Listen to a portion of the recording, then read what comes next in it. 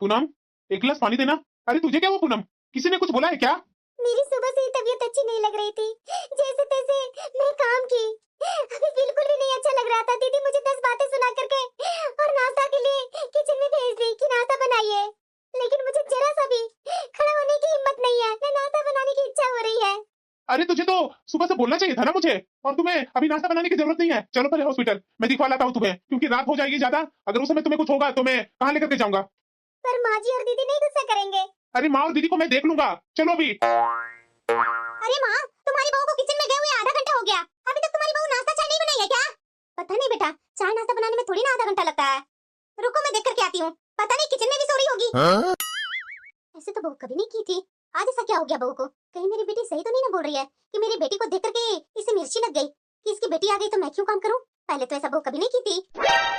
अरे माँ, तुम्हारी बहू तो किचन में है ही नहीं है क्या? अरे हाँ माँ, उनका बेडरूम और किचन दोनों में देख ली, कहीं नहीं है भाभी। ऐसे कैसे हो सकता है? कहाँ जा सकती है बहू? चलो मैं भी देखती हूँ। आखिरकार बहू कहाँ जा सकती है? देखा ना माँ। अरे बेटा, पहले तो ऐसा इसने कभी नहीं की थी, आज ऐसा कहाँ चली गई है हम लोग को बिना बताए?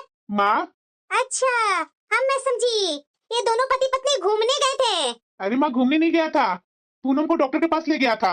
वाह बेटा, तुम्हारी पत्नी को ना अगर छींक भी आ जाए ना तो तुरंत उसे हॉस्पिटल लेकर के जाता है। स्पेशल में है क्या तुम्हारी पत्नी? अरे नहीं माँ, तुम ये समाचार सुनेगी ना तो खुशी से पागल हो जाएगी। ऐसी क्या बात है? अरे माँ, तुम दादी और मैं पापा बनने वाला हूँ। क्या? अरे हाँ माँ, अभी डॉक्टर के पास ले गया पूनम को, तो डॉक्टर ने भी चेक करके बताया। अब तो पूनम को अच्छे से ख्याल रखना होगा माँ। तुम सच्ची बोल रहा बेटा? अरे हाँ माँ, अभी डॉक्टर चेक करके बताई। बेटा तो सोच भी नहीं सकता, मैं बहुत खुश हूँ, बहुत खुश हूँ। आखिरकार मेरी बहू घर को चिराग देने वाली है, क्यों नेहा? मुझे कैसी खुशी जो मैं खुद 10 साल से माँ नहीं बनी हूँ।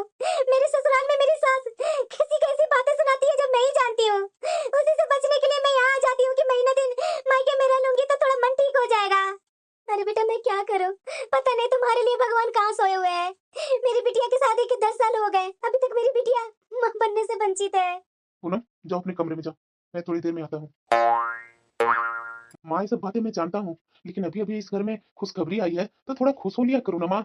मुझे पता है, मुझे भी बहुत बुरा लगता है नेहा दीदी के लिए, पर क्या कर सकते हैं माँ, ये सब अपने हाथ में तो नहीं ना है। माँ उदास मत हो, देखना सब ठीक हो जाएगा। और वैसे भी माँ, पूनम की तबीयत आज अच्छी नहीं थी, इसलिए मैं बाहर से ही खाना ऑर्डर कर दिया है, तो थोड़ी देर में खाना आता ही होगा, सब मिलकर के खा लेंगे खाना। और हाँ माँ, पूनम अभी माँ बनने वाली है तो थोड़ा उसका ख्याल रखना पड़ेगा। अरे क्या बेटा, कैसी बातें कर रहा है? घर में अपनी बहन का हालत नहीं देख रहा है? तुम्हें तो अपनी पत्नी को ही पड़ी हुई है, अपनी बहन का जरा सा भी ख्याल नहीं है। माँ, ये खुशियां आने वाली है, उसके लिए हम लोग मुंह बना करके क्यों इंतजार करें? अरे हर चीज में अपनी खुशियां ढूंढने की कोशिश करो ना।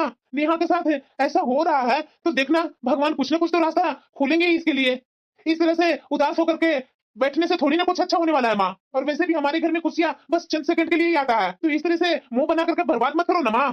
हाँ बेटा, तू शायद सही बोल रहा है।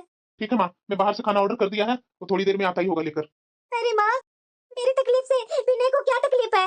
विनय को तो सारी खुशियाँ मिल गई ना, शादी हो ही गया, समय पर बच्चा भी होने वाला है, उसे क्या फर्क पड़ता है हमारी खुशी और हमारी दुख से? अभी उसकी पत्नी माँ क्या बनने वाली हुई, तुरंत बाहर से खाना ऑर्डर हो गया। पता नहीं आने वाले समय में विनय तुमसे घर का काम न करवाने लगे। ऐसे कैसे होगा बेटा, जो मेरा बेटा मेरे से काम करवाएगा? उसकी पत्नी क्यों यहाँ आई आरती उतारने के लिए? माँ बनने वाली है तो क्या हुआ, 2-4 दिन के लिए छोड़ रही हूँ। और माँ बनने वाली जो महिलाएं होती है ना, वो और काम करती है, तभी बच्चा अच्छा से होता है। मैं उसे आराम दे करके घर पे जो चिराग आने वाला है उसकी जिंदगी तकलीफ में मैं डाल दूंगी, ऐसा तो मैं होने नहीं दूंगी। पर मेरी लाइफ माँ, मेरी लाइफ को क्या है माँ, मैं ऐसी अपनी सास से ताना सुनते रहूं?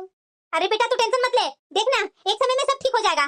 माँ, बोलना आसान होता है, लेकिन जिस पर पड़ती है उसी को पता चलता है। मुझे तो पूनम की किस्मत से जलन हो रही है, उसके शादी के 6-7 महीना हुए ही हैं और देखो जरा माँ बनने वाली है और मैं 10 साल से इंतजार कर रही हूँ। अरे उसकी क्या होगा जो उसकी दामन में इतना खुशियाँ मिले? नहीं, मुझसे बर्दाश्त नहीं हो रहा है। ऐसा भी तो हो सकता है ना कि माँ को अपनी तरफ करके ये पूनम का जो भी बच्चा होगा वो मैं रख लूं क्या? हाँ ये सही होगा, बहुत ही खुश हो रही है ना कि मैं माँ बनने वाली हूँ। मैं इसकी ना सारी खुशियाँ छीन ना लूं ना तो मेरा नाम नहीं। अरे बहू, अब आपको क्या हुआ माँ जी? अभी अभी तो मैं अपने मायके से आई हूँ और आते के साथ चिकना चिल्लाना चालू हो गया आपको। अरे बहू, बस मैं ये बोलने आई हूँ कि तुम्हारा यहाँ आए हुए आधा घंटा हो गया, खाना वाना आज बनाएगी कि मैं फिर आज खाना अपने हाथों से ही बनाऊं? अरे माँ जी, मैं वैसे ही बहुत टेंशन में हूँ और आते के साथ आप मुझे ऑर्डर कर रहे हैं कि खाना मैं बनाऊं।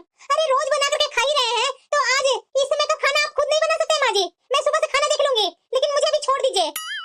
ऐसा क्या हो गया बहू, जो आते के साथ इतना चिल्ला रही है और वो भी मायके से आई है? ऐसा मायके में क्या हो गया तेरे साथ? अरे माँ जी मेरे से पूछी ही नहीं, मैं बता ही नहीं पाऊंगी आपको। अपनी भाभी से लड़के आई होगी, ये अपनी माँ से लड़के आई होगी, तो बताएगी मुझे क्या? बहू। हाँ माँ जी। देख बहू, पोछा ना थोड़ा बैठ बैठ करके चारों तरफ से हाथ से फैला फैला करके पोछा लगाया करना।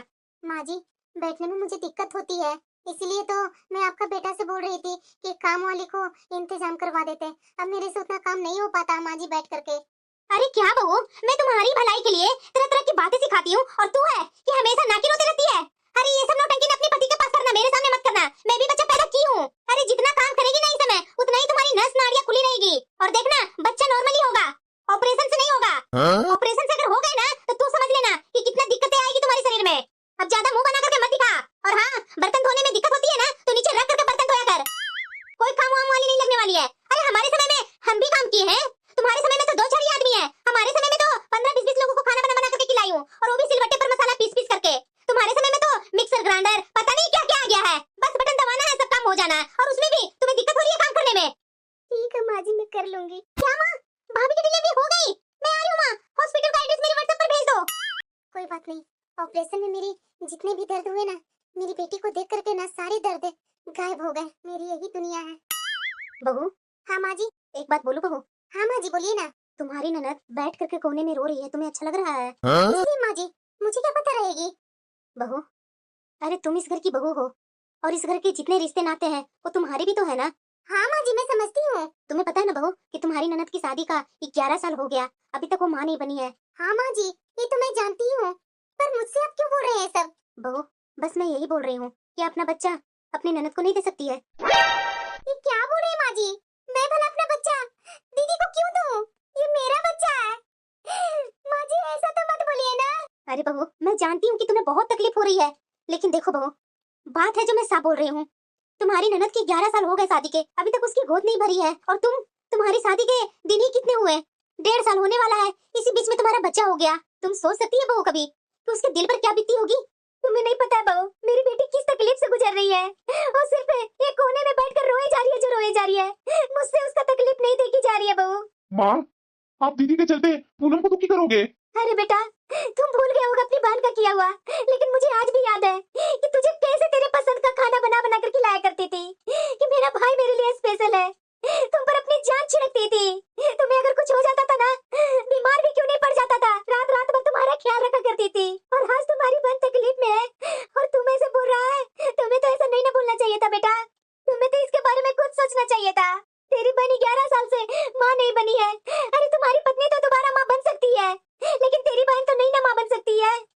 अरे अपनी पहली औलाद अपनी बहन के गोद में डाल देगा तो क्या दिक्कत होगी? देखना, तुम्हारी बहन तुम्हारे बच्चे को तुम लोग से ज्यादा लाड़ प्यार करेगी, तुम लोग से ज्यादा सुख सुविधा देगी।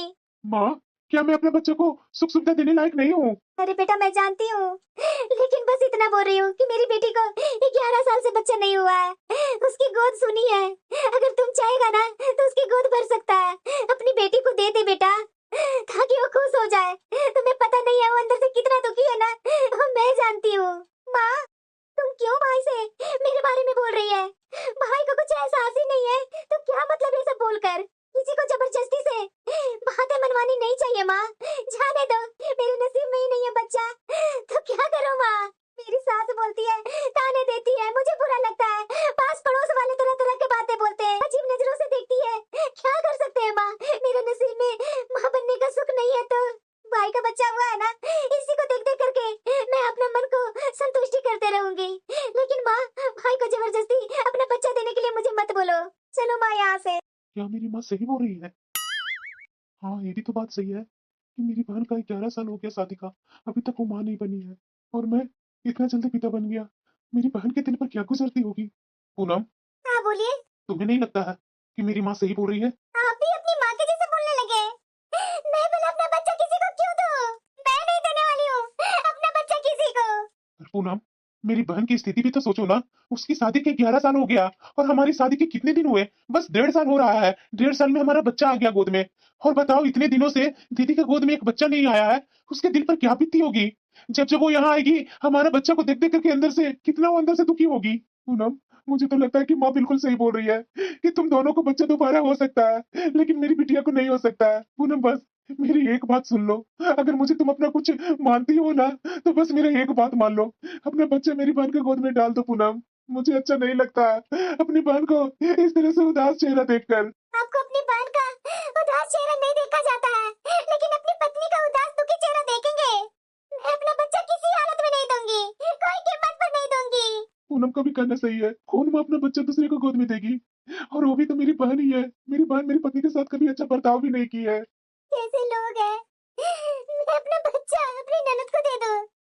कभी नहीं, मेरे से कभी नहीं होगा।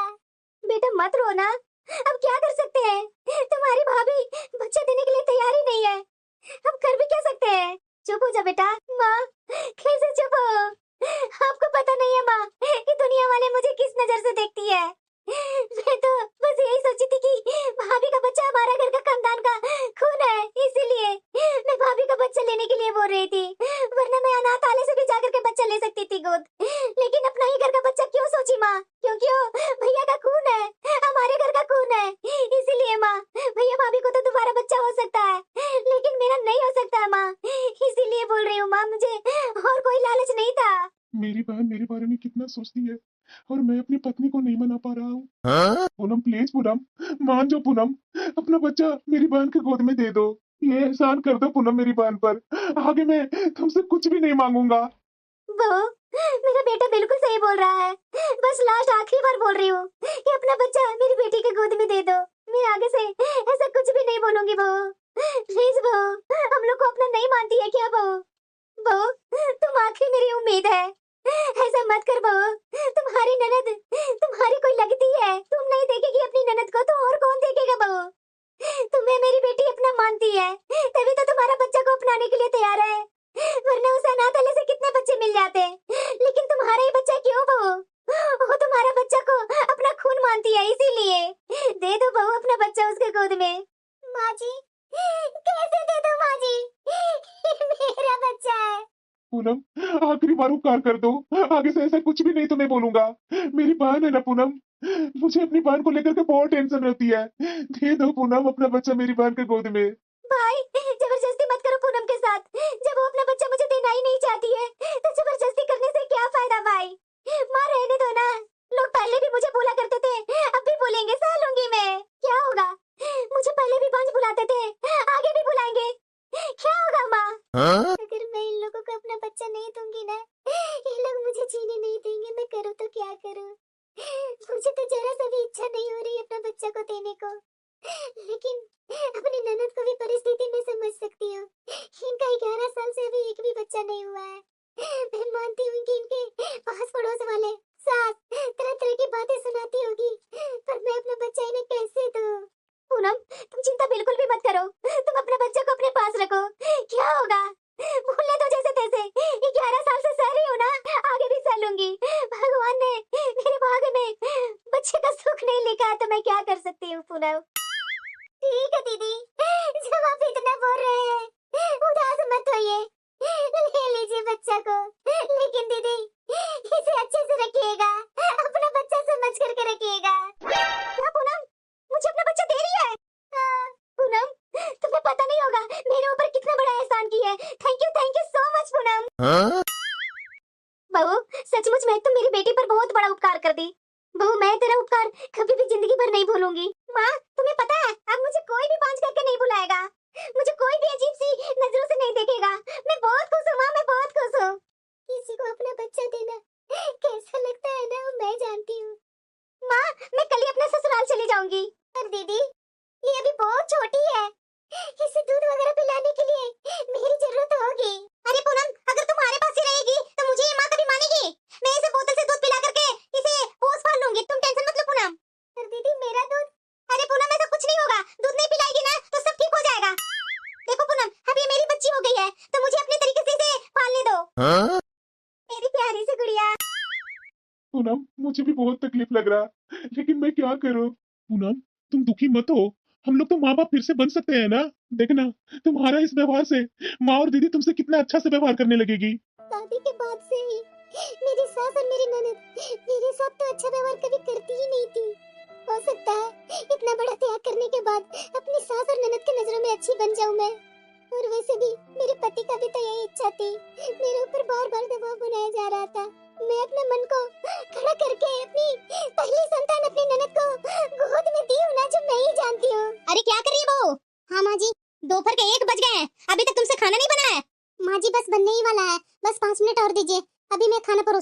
अरे तुम्हारा हमेशा के तो यही नाटक है बहू, पता नहीं कब सुधरेगी। शादी के होने वाले हैं 3 साल, लेकिन अभी तक तुम्हारा आदत में कोई परिवर्तन नहीं हुआ है। अरे इन 3 सालों में तो लोग कहां से कहां बदल जाते हैं, लेकिन तुम्हारा आदत वैसा ही का वैसा ही है। जरा जल्दी जल्दी हाथ चला। और हाँ, कल मेरी बेटी आने वाली है अपनी बिटिया के साथ, तो थोड़ा उसका मनपसंद खाना बना देना। क्या माँ जी, कल दीदी आने वाले हैं, सारा उनका पसंद का खाना बना दूंगी माँ जी। मेरी बिटिया कितनी बड़ी हो गई, इतने दिन बाद मैं अपनी बिटिया को देख रही हूँ। अरे अरे पूनम। हाँ दीदी। अरे ये क्या, तुम मेरी बेटी पर ज्यादा प्यार दुलार लुटाओगी तो कहीं ये मुझसे ज्यादा तुम्हें प्यार न देने लगे, इसलिए तुम मेरी बेटी से दूर ही रहो। दीदी कैसी बातें कर रहे हैं, अगर बच्चा आपका होता तो क्या मैं प्यार दुलार नहीं लुटाती? ये तो मेरी खुद की ही बेटी है। पूनम, तूने अपनी बेटी मेरी गोद में डाल दी ना, तो फिर इसे मुंह कैसा? जाओ मेरे कमरे से। बड़ा ये बोलते थे कि अपनी बेटी मेरी बहन के गोद में दे दी है ना, तो देखना माँ बहन के मन में परिवर्तन आएगा, लेकिन ऐसा तो कुछ भी नहीं हुआ। ये तो मेरी खुद की बेटी से मिलने नहीं दे रही है। देखते देखते 2 साल पूरा हो गया, लेकिन मैं अपनी बच्ची के लिए हमेशा तरसी। मेरी ननद मेरी बच्ची से मिलने तक नहीं देती थी। पूनम, देखा ना क्या हुआ, 2 साल होने को आया। जब भी मेरी बेटी यहाँ आती है, तब भी मैं अपनी बेटी को प्यार से छूने भी जाती हूँ ना, तो दीदी कैसे मुझे जैसे तैसे बातें बोल करके भगा देती है। आपने तो बोला था कि माँ और दीदी के मन में परिवर्तन होगा, ऐसा तो कुछ भी नहीं हुआ। अरे पूनम संभालो खुद को, क्या हुआ तुझे? चलो बेडरूम चलो, बहुत सोचती है तू आजकल। अरे सोचना बंद करो ना। क्या बेटा, बहू दोबारा से माँ बनने वाली है? हाँ माँ। ये तो बहुत खुशी की बात है बेटा। कहाँ है बहू? वो अपने कमरे में है माँ। अच्छा बेटा, मैं अभी बहू से मिलकर आती हूँ।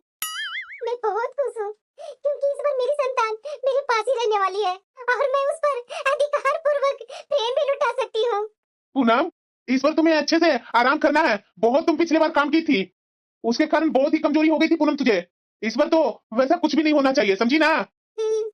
तुम्हें जिस चीज की जो भी जरूरत होगी ना, तुम मुझसे बोलना। हाँ।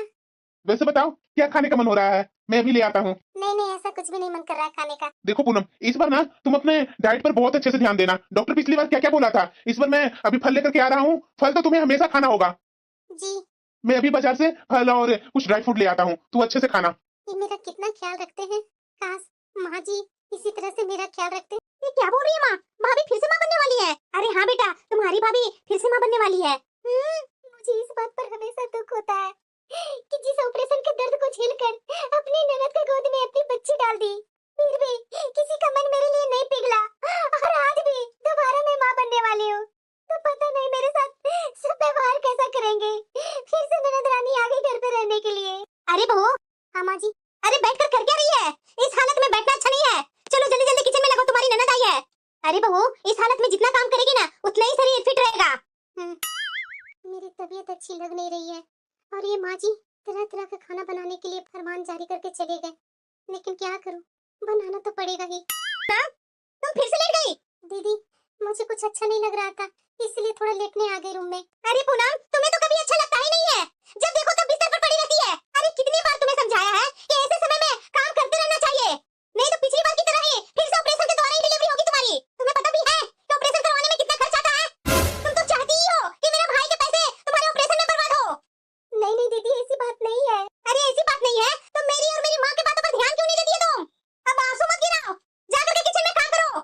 क्या ऑपरेशन होता है तो केवल पैसे की खर्च होता है? अरे रुपये पैसे का तो खर्च इंसान फिर भी उठा ही लेता है, लेकिन ऑपरेशन से जो दर्द हुआ था वो तो मुझे झेलना ही पड़ा था ना। और उस दर्द को झेल करके भी मुझे क्या मिला? जो ननद को शादी के 11 साल बाद भी माँ नहीं बन पाई, वो मुझे सलाह दे रही है कि ज्यादा काम करने से मेरी नॉर्मल डिलीवरी होगी।